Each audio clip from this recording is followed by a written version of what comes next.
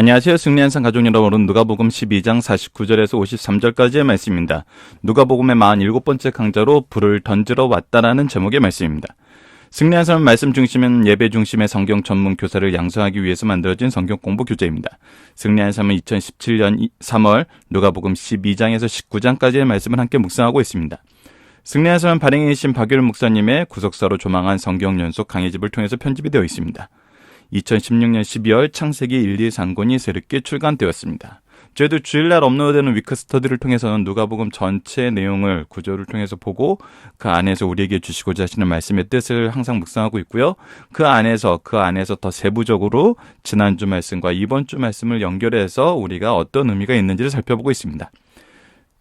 이번 주는 이 내용 안에서 어떤 내용을 우리가 보고 있냐면 하나님 나라의 백성들의 특징이 무엇이냐는 것이었습니다. 어제 종의 비유와 청지기 비유에서는 리더십을 위한 교훈이라고도 얘기를 했었습니다. 우리가 리더가 되어서 하나님을 바라보고 주인이 오시는 것을, 예수님이 오시는 것을 바라보는 삶, 이 얘기는 하나님을 사랑하고 예수님을 사랑하면서 예수님이 우리의 삶의 목적이 되고 우리 삶의 이유가 되는 삶이라고 했습니다. 이것이 우리에게 어떤 특권과 어떤 능력으로 누군가를 재판하고 누군가를 판단할 수 있는 기준이 되는 것이 아니라 베드로의 질문에 대해서 청지기의 삶을 얘기해 주시는 것을 통해서 우리의 삶이 양육하고 성장시키면서 하나님 나라의 확장에 있다는 것을 보여줬습니다.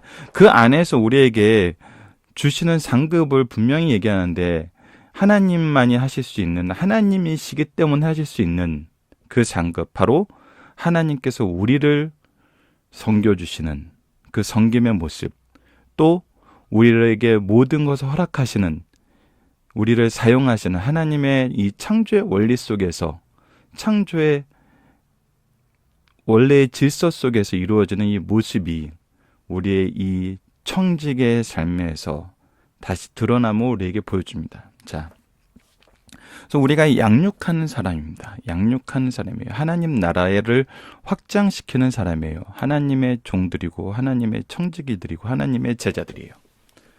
오늘 본문 말씀은 이것과 좀 떨어져 있는 말씀 같습니다.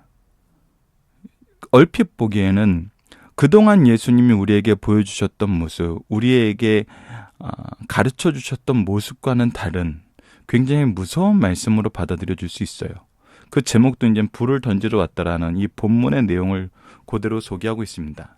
자, 이것을 통해서 하나님 나라의 백성의 특징이 무엇인지 보도록 하겠습니다. 이것은 우리가 일반적으로 받아 누렸던 하나님의 은혜와 하나님의 일하심과 하나님이 우리를 사용하심 속에서 우리가 또 한 번 실수하기 쉬운, 또 한 번 오해하기 쉬운 어떤 근간이 되는 기준들이 있음을 우리에게 얘기해 줍니다. 이것은 어찌 보면 지금 현대 한국 사회를 통해서, 아니 한국 사회뿐만 아니라 전 세계의 기독교인들이 어떤 단체적인 힘을 가졌을 때 행동하는 것을 통해서도 잘 드러나게 됩니다. 우리가 이 세상에서 어떤 삶을 사는 것인가? 우리는 이 세상에서 어떠한 위치에 놓이는 것인가? 그것을 보도록 하겠습니다. 자, 불을 던지러 왔다. 누가복음 12장 49절에서 53절 말씀입니다. 내가 불을 땅에 던지러 왔노니 이 불이 이미 붙었으면 내가 무엇을 원하리요? 자, 청지기의 삶을 얘기하시고 청지기로서 섬기는 것, 양육하는 것, 채우는 것을 얘기하신 분이 자신의 사역에 대해서 내가 불을 땅에 던지러 왔노라라고 말씀하세요. 불은 깨끗게 하는 것, 정확히 하는 것입니다. 그런데 이것은 동시에 심판의 의미도 가지고 있습니다. 그리고 이 불이 붙었으면 내가 무엇을 원하리요라고 얘기하고 있습니다. 즉, 이 불을 던지는 것이 예수님의 중요한 사역이라는 겁니다. 50절 봅시다. 나는 받을 세례가 있으니 그것이 이루어지기까지 나의 답답함이 어떻게 하겠느냐. 주님께서 받으시는 세례는 십자가의 피 흘림의 세례입니다. 대속의 세례예요.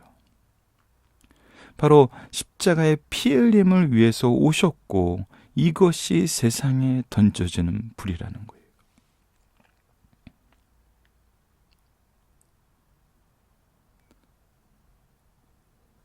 이것은 무엇을 얘기합니까? 우리가 분명히 알 수 있다시피 49절에서 50절 말씀은 바로 하나님의 구원의 계획 속에서 예수님의 모습입니다. 여러분, 누가복음과 다르게 요한복음에서는 이 불이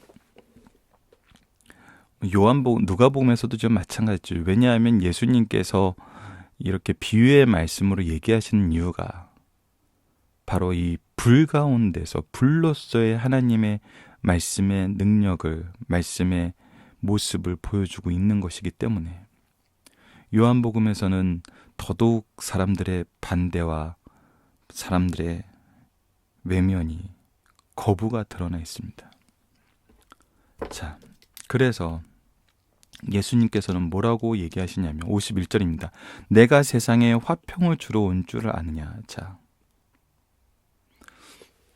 지난주에도 몇 번 소개드렸던 부분이 요한복음 말씀이 있어요. 요한복음에서 5장에서 사람들이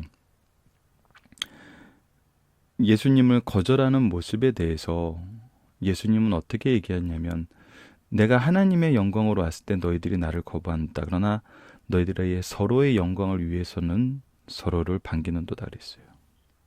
사람들과 화평한다는 거, 세상에 화평을 준다는 거, 세상 사람들의 기준에서는 무엇이냐면 바로 서로의 영광을 인정하는 거예요. 이것이 어찌 보면 굉장히 좋아 보입니다. 굉장히 좋아 보여요. 하지만 현대 신학자들이 신앙의 위기, 신학의 위기가 아니에요. 신앙의 위기, 우리가 하나님 사이의 위기는 바로 포스트 모더니즘으로 불리우는 개인의 각자의 기준을 인정하는 사회의 모습입니다. 이것이 굉장히 아이러니하게도 한 영혼 한 영혼을 사랑하셔서 한 영혼 한 영혼에게 풍성한 은혜와 성김으로 양육케 하시는 하나님의 사랑 안에서 성장한 서구 사회에서 나온 이론이라는 거예요.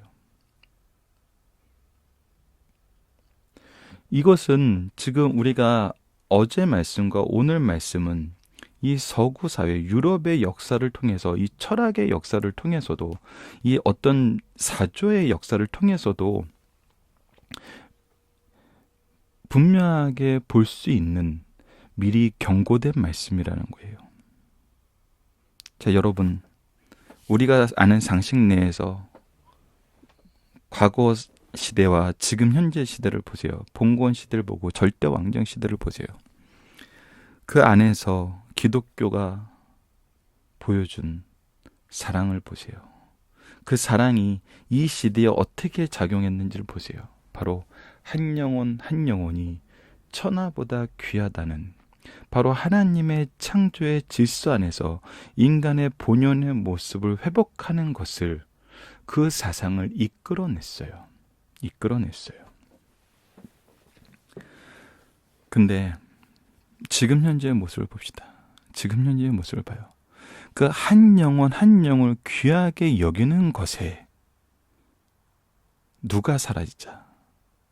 하나님이 사라지고 예수 그리스도가 사라지자, 한 영혼 한 영혼을 사랑하는 방법과 내용과 그것이 추구하는 삶의 모습이 무엇으로 가고 있어요? 오히려 서로의 영광을 구하고 서로의 영광에 배척되는 것은 더더욱 심하게 공격하는 증오와 분쟁이 오히려 더 가속화되고 심화되는 사회로 가지고 있어요. 근데 그 안에서 우리 믿는 사람들이 해결책을 찾는다는 거에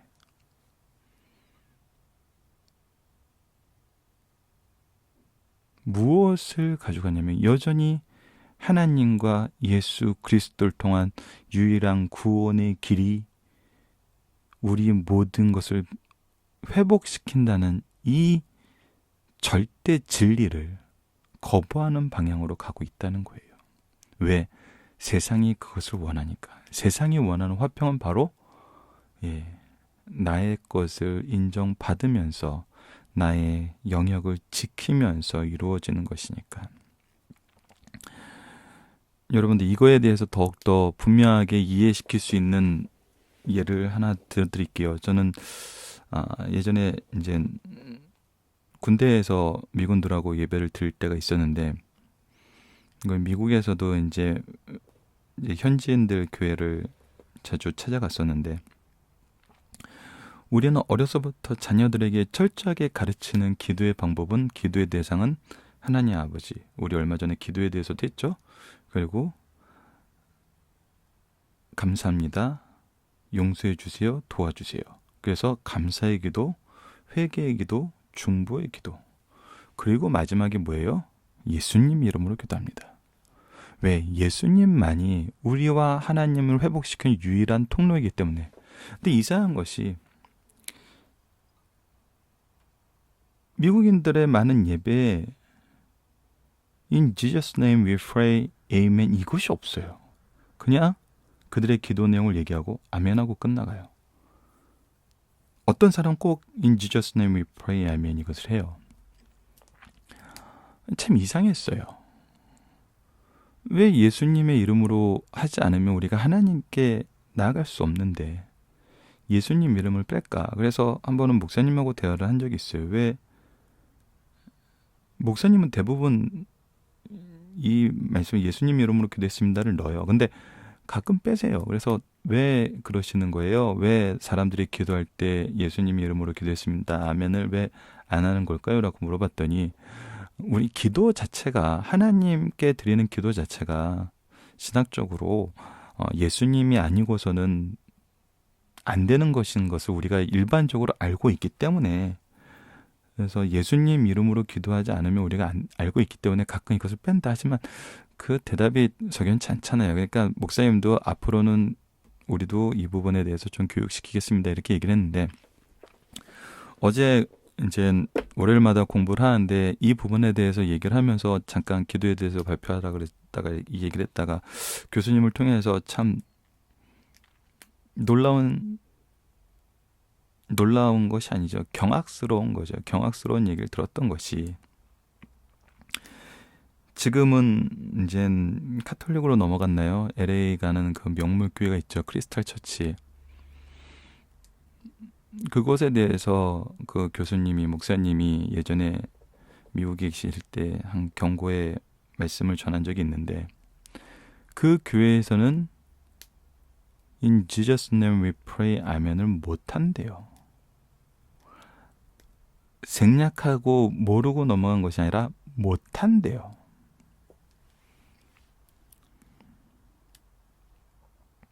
그 이유는 그곳이 관광 명소여서 그곳에 예배드리러 오는 사람들이 기독교인들만 오는 게 아니라 유대인도 오고 아랍인도 오고 불교 신자들도 오고 전 세계의 종교인들이 다 온대요. 근데 그들에게도 그들 나름대로의 기도가 있대요. 대표적인 걸 보여주는 게 9.11 테러 이후에 각 종교 지도자들이 모여서 각자의 신에게 기도하는 그런 시간을 예배 시간에 했다는 거예요.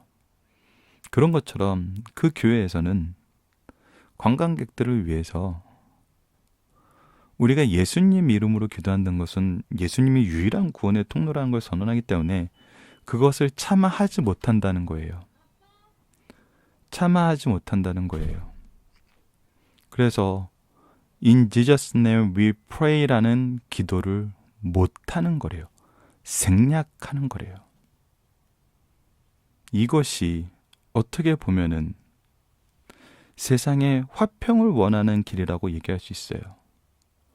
그러나 예수님은 이 땅에 사실 때 그렇게 살지 않으셨어요. 왜? 그것이 아니니까. 예수님이 유일한 구원의 통로라는 것은 지금 이 시대에도 그러고 예수님이 오셨을 때도 그러고 사람들이 원하는 구원의 방법이 아니라는 거예요. 누구의 의도와 상관없이 하나님이 생각하시고 하나님이 주실 수 있는 유일한 구원의 통로냐 아니냐와 상관없이, 그래서 예수님의 복음을 전하는 것은 오히려 분쟁하게 만든다는 거예요. 분쟁할 수밖에 없다는 거예요. 왜? 이 세상의 죄악의 뿌리를 물리쳐야 되는 것이기 때문에. 그래서 이후로부터 한 집에 5사람이 있어 분쟁하되 셋이둘과 둘이 셋과리니 아버지가 아들과 아들이 아버지와 어머니가 딸과 딸이 어머니와 시어머니가 며느리와 며느리가 시어머니와 분쟁하리라고 했어요. 자, 여러분들, 우리가 제자를 양육하고 제자에게 하나님의 주시는 은혜대로 그들을 하나님 나라의 백성으로 삼지만 이 과정에서 우리가 필연적으로 겪어야 되는 과정이 바로 이 불을 던지는 과정입니다. 이거는 바로 이것을 지키시는, 이 불을 가장 바르게 던질 수 있는 방법이 무엇이냐면 바로 말씀 중심, 예배 중심의 신앙이란 겁니다. 말씀이 바로 서지 않고 예배가 바로 서지 않은 상태에서 이것을 던지려 그러면은 무엇으로 보이냐면 위선으로 보여요. 왜? 그들의 행동이 말씀과 다르고 예배가 바르게 드려지는 예배가 아니라는 것을 우리 자녀와 제자들이 알아요. 준비되지 않은 것으로 자기 마음대로 선포하고 선언하면서 너희들의 행동을 정죄하기 위해서 내가 불을 던진다고 던져봐요. 그것은 위선입니다. 그것은 위선이라는 것을 다 알아요. 하지만 말씀이 하나님의 대언자로서 선포되고 예배가 하나님이 선포하신 예배로서 내가 먼저 순종하는 모습을 보여줄 때 이 불이 그들의 마음속에 바로 던져지고 그들을 회복시키는 불로 나아간다는 겁니다. 여러분들, 예수님이 지금 이 불을 어떻게 던지나 보세요.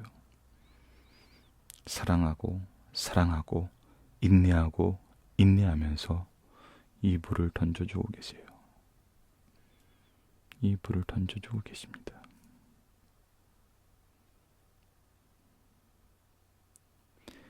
가장 화평하는 모습을 몸소 실천하시면서 이 불을 던져요.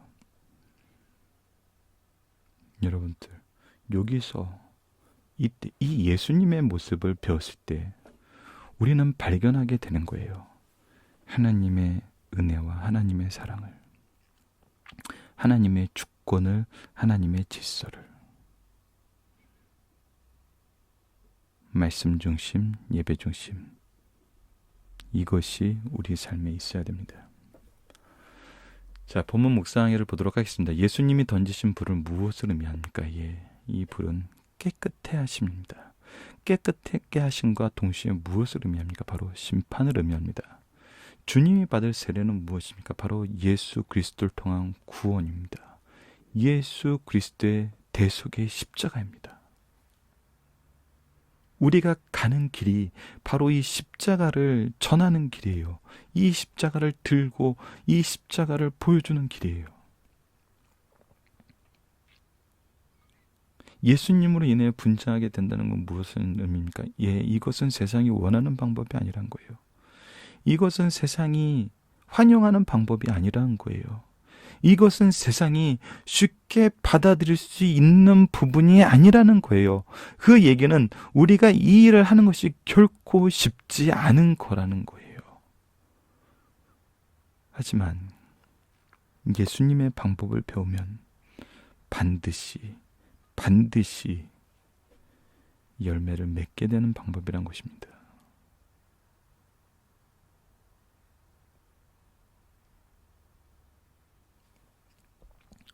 중심사상을 보도록 하겠습니다. 첫 번째, 복음을 받아들이면 지체 말고 순종하라. 심판은 이미 시작되었다. 이것이 가장 무서운 말씀이라는 겁니다. 어제 많이 받은 자에게 많이 요구한다고 그랬어요. 하나님의 말씀이 우리 가운데 있다는 것은 이 불이 이미 우리 가운데서 불타고 있다는 거예요. 이 불이 나를 정결케 하는 불이 되는지 나를 심판하는 불이 되는지는 이미 이 말씀이 우리 가운데 임했을 때 시작되었다는 거예요. 그래서 심판은 마지막 날에 가서 양편이 드러나는 것이 아니다. 세상에 있을 때부터 엄정한 분리가 이미 이루어지고 있다. 예수께서 던져신 복음의 불은 죄악을 소멸할 뿐 아니라 순수한 것과 불순한 것을 구분하시고 정화시키는 기능을 하며 더러운 것을 정화시켜 새롭게 한다. 지금 복음에 순종하지 않으면 기회를 영원히 놓칠 수 있다는 것입니다. 두 번째, 하나님이 주신 평화를 누리며 희생과 헌신이 필요하다. 유대인들은 메시아가 평화의 왕이시므로 그가 오시면 즉시 평화가 수립될 것을 기대하고 믿어왔으나 평화는 궁극적인 상태요 거기에 앞서 자기 희생을 겪어야 했어요. 죄로 인해서 받은 모든 특권을 죄가 주었다고 생각하는 그 거짓된 것들을 먼저 벗어야 돼요. 개인에 있어 영육은 상극이며 이 같은 원리는 사회에서도 통한다는 겁니다. 진리 말씀을 따르면 반대가 일어나고 그들에게 희생과 헌신이 필요하다는 거예요. 이때 희생과 헌신을 기피하면 그리스도의 제답지 못하다는 거예요. 그러므로 가정과 교회에 주신 평화를 누리면서 그 누군가 희생과 헌신이 필요하다는 사실을 가르쳐 줍니다. 여러분들, 우리가 이제 사회를 보는 눈도 바로 봐야 됩니다. 어느 공약들이 그리스도의 정신으로 이루어진 것인지. 그냥 보면 모르죠. 그냥 보면 이런 이념 논리로 우리가 진영을 나누는 것은 그리스도인들에겐 의미가 없는 것입니다. 의미가 없는 일이에요. 절대 의미가 없어요. 진영 논리는 헛된 것이에요. 우리는 뭐입니까? 그리스도의 가치로 세상을 보는 거예요. 그리스도의 가치로. 누가 성경에서 말하는 진정한 하나님의 통치에 올바른 공약을 내냐는 거예요. 누가 정말 하나님의 가치를 실현하고 있냐는 거예요. 그가 기독교인과 기독교인이 아닌 것으로 분별할 수가 없어요. 그렇게 쉬운 거면은 너무 쉬웠죠. 근데 더 면밀히 봐야 돼요. 왜?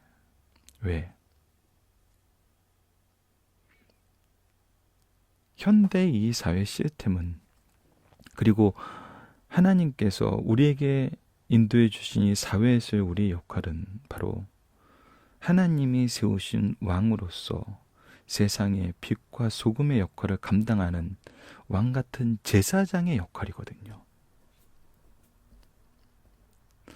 아까도 포스트 모더니즘에 대해서 굉장히 비판적인 얘기를 했는데, 이 포스트 모더니즘을 구현한 정치 이 바구니가 바로 민주주의인데, 민주주의는 너무나 참 놀랐습니다. 그러면서 한편으로 무서워요. 왜? 우리가 직접 치리자를 뽑고 그 치리자를 뽑았던 것의 책임을 우리가 그 사람이 치리하는 기간 동안 져요. 이 얘기는 뭐예요? 세상적으로도 우리가 왕으로서의 역할을 할 수 있는 시스템이 존재한다는 거예요. 그렇다면 우리는 국가의 주인으로서 투표권을 행사하는 것이 아니라 왕 같은 제사장으로서 삶을 살면서 그 중에 하나로 투표권을 행사하는 거예요. 그렇다면 우리의 삶의 모습은 무엇이 되어야 되냐면 이거에 대한 속죄의식, 제사장으로서의 잘못된 것에 대한 분명한 분별과 회개와 이 회개를 통한 중보의 기도의 확장, 나의 죄만 회개하는 것이 아니라 남의 죄까지도 회개할 수 있는 이 회개의 확장, 그리고 은혜의 강구, 이것이 있어야 되는데 이것이 지금 찾아보기가 힘들어요. 하지만 이제 우리는 이것이 이루어지는 교회와 가정에서 하나님의 가치를, 하나님의 정신을, 하나님 나라의 확장을, 하나님이 세우신 왕같은 제사장으로서 하나님의 법을 선포하는 선지자의 모습을 우리가 가져야 된다는 겁니다. 여러분들, 지금 현재 한국 교회도 이 시국에 어떻게 참여하냐는 거에 대해서 굉장히 많은 의견이 있어요. 근데 여러분들, 결국은 말씀에 있습니다. 말씀이 무엇을 하라는 거예요? 말씀이 무엇을 하는 거예요? 촛불을 들어요? 태극기를 들어요? 그게 아니라는 거예요. 말씀은 왕 같은 제사장으로 하나님의 법을 선포하라는 거예요. 어디서부터? 가정과 교회를 시작하여 내가 소속된 사회의 위치에서부터.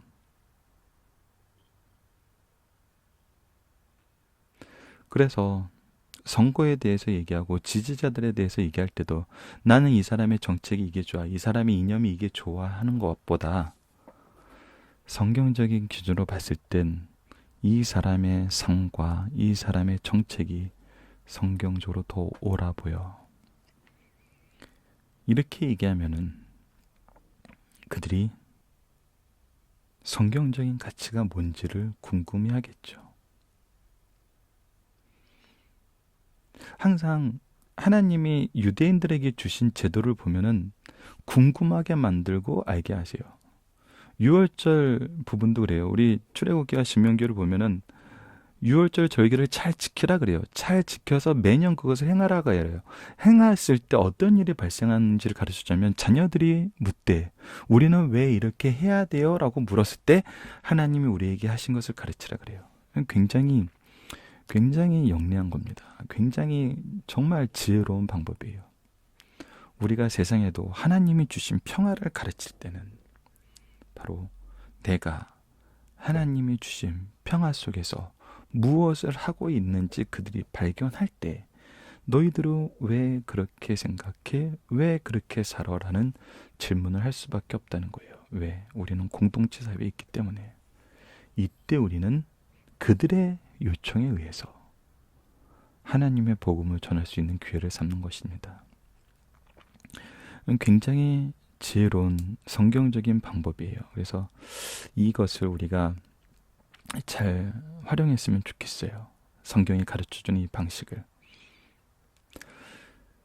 자, 이 중시선서 2번을 계속 보도록 하겠습니다. 약간 사이드적인 얘기지만 연결이 돼서 또 현재 우리가 경험하고 있는 사회적인 모습과 관련이 있어서 말씀드렸고요. 개인에 있어 영육은 상극이며 이 같은 원리는 사회에서 통한다. 진리, 말씀을 따르면 반대가 일어나고 그들에게 희생과 헌신을 필요로 해요. 이때 희생과 헌신을 기피하면 그리스도의 제자답지 못해요. 그러므로 가정과 교회에서 주신 평화를 누리면서 이것이 가정과 교회가 바르게 말씀이 선포되고 바르게 예배가 이루어졌을 때는 그것은 평화의 동산이 되고 평화를 경험하고 우리의 회복이 있는 곳이 돼요. 근데 말씀과 예배가 바로 서지 않으면 그렇게 될 수가 없습니다. 그 누군가는 희생과 헌신이 필요하다는 사실을 가르쳐주고 있어요. 그래서 이 일을 위해서 준비된 사람들이 있는 거예요. 자, 세 번째, 진정한 가족 사랑은 가족 모두가 예수님을 믿고 사랑하는 것이다. 예수를 믿음으로 발생하는 부모와 형제와의 분쟁은 몹시 가슴 아픈 일이요 탄식할 수밖에 없는 일이에요. 그러나 신앙은 분명히 지키라는 거예요. 우리가 지키는 것을 통해서 그들이 궁금해하게 된다니까요. 그들이 알고 싶어지게 된다니까요. 그러나 신앙을 분명히 지켜라. 가정의 분쟁이 일어나는 원인이 되더라도 그 과정을 통과하지 않고서는 그 가정을 구원할 수 없다는 것이에요. 먼저 우리에게 빛이 되게 하세요. 소금이 되게 하세요.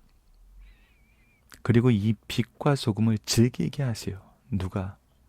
다른 사람들이. 그리고 이 빛과 소금이 그들도 될 수 있도록 인도해 주신다는 거예요.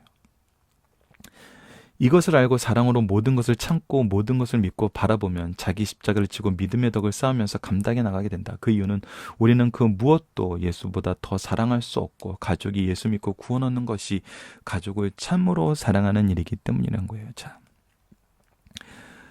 이 부분에서 이제 우리가 어제 말씀과의 연결점을 찾아볼 수 있다. 하나님의 나라의 백성의 모습. 우리가 종이 되었던 것, 우리가 청지가 되었던 것은 하나님이 우리를 먼저 사랑해 주셨기 때문이에요. 그리고 여전히 그 충성된 모습에 대해서 우리를 사랑으로 보답해 주고 계세요. 무엇으로 보답해 주고 계세요? 우리를 섬김으로, 우리를 자녀 삼음으로. 내 것이 다 너에게 준다는 것은 나를 하나님의 후계자로 삼으셨다는 얘기거든요.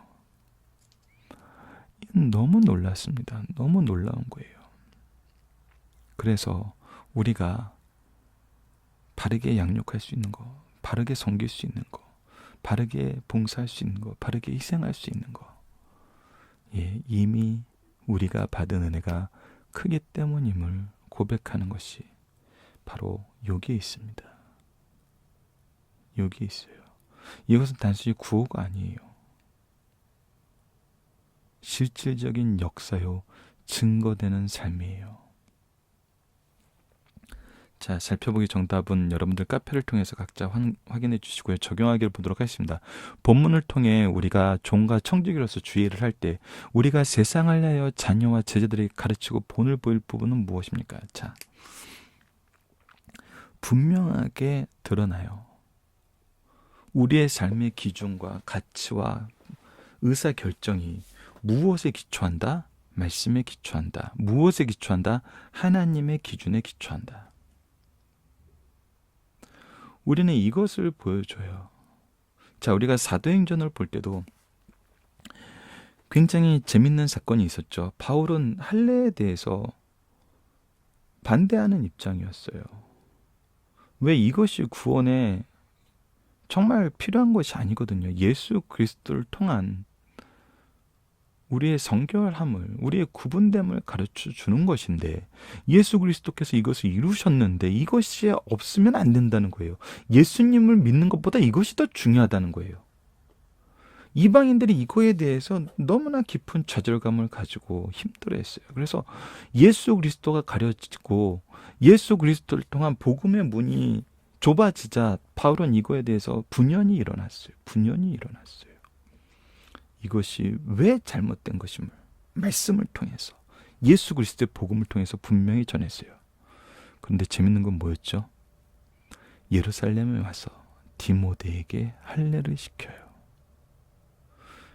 무엇이 기준이었던 겁니까? 우리 이미 사도행전에서 살펴봤어요. 무엇이 기준이었던 거예요? 왜 이 사람의 행동이 예루살렘 밖에서와 예루살렘에서와 왜 달라져요? 이게 달라진 거예요. 일반적인 기준으로 보면 달라진 거죠. 우리 기준으로 보면 달라진 거예요. 근데 사도행전에서 도도하게 끊임없이 가르쳐주는 기준은 뭐예요? 예수 그리스도의 복음의 선포예요. 이방인들에게 이것이 예수 그리스도를 전하는데 장애가 되니까 말씀과 상관없는 것이기 때문에 이것에 대해서 분명하게 선언을 하고 예루살렘 공의회에서 이 부분에 대해서 확인을 하고 가서 전했어요. 그런데 예루살렘에 있는 성도들에게는 이것이 또 예수님을 바로 아는데 올무가 되기 때문에 디모데에게 이것을 말씀을 전하게 하기 위해서 하게 만들어요. 누가 기준이 되는 거예요? 무엇이 기준이 되는 거예요? 하나님이 기준이 되고 하나님께서 우리에게 맡기신 사명이 기준이 되는 거예요. 이 하나님의 일은 우리가 요한복음에서도 꾸준히 살펴봤다시피 바로 예수님을 만나게 하는 거예요. 예수님을 믿게 하는 거예요. 예수님께서 길이요 진리요 생명임을, 그리고 하나님께로 가는 유일한 길임을 가르쳐주기 위해서는 그 어떤 것도 이 일을 하는데 장애가 될 수 없다는 거예요. 이 일을 전하는데 장애가 될 수 없다는 거예요. 평화는 하나님께서 주시는 것입니다.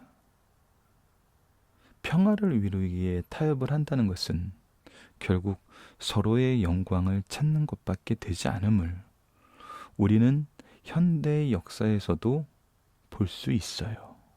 여러분들, 세상을 보십시오. 말씀의 눈으로 세상을 보십시오. 수없이 많은 증거들과 하나님의 역사가 이 세상 속에 풍성하게 넘치고 있음을 볼 수 있습니다. 바른 기준으로 사는 것, 그 기준의 결과. 요즘엔 또 가짜뉴스가 많이 넘치기 때문에 사람들의 입으로만 증언되는 것으로 확인하지 마세요. 여러분들이 직접 관찰하고 확인할 수 있는 너무나 많은 좋은 장치들이 있어요. 그래서 주목해 보세요. 주목해 보십시오. 3년만 주목해 봐도 보입니다. 교회에서도 누가 하나님의 뜻대로, 하나님의 말씀대로 바른 삶을 살고 있는지 보시고요. 가정에서도 보세요. 가문에서도 보세요. 분명하게 하나님의 역사하시는, 하나님이 주관하시는 결과를 볼 수 있습니다. 나의 영광만 보려 했을 때는 어려워요. 하지만 우리가 이것을 또 보는 방법을, 또 이것을 바로 구분할 수 있는 방법을 자녀와 제자들에게 가르쳐야 됩니다. 자, 말씀을 기초로 기도하기를 통해서 마치겠습니다. 하나님, 우리를 평화의 도구로 사용하시길 원합니다. 그러나 이것이 세상과 타협하여 평화롭게 사는 것을 의미하는 것이 아니라 주의 복음을 위해 일하며 우리의 자녀와 제자들이 예수 그리스도의 은혜 안에서 세상을 이기며 복음의 군사로서 충성하는 삶을 사는 것임을 깨닫게 하시고 결단하여 주님과 동행하는 삶을 살게 하여 주소서. 예수님 이름으로 기도드립니다.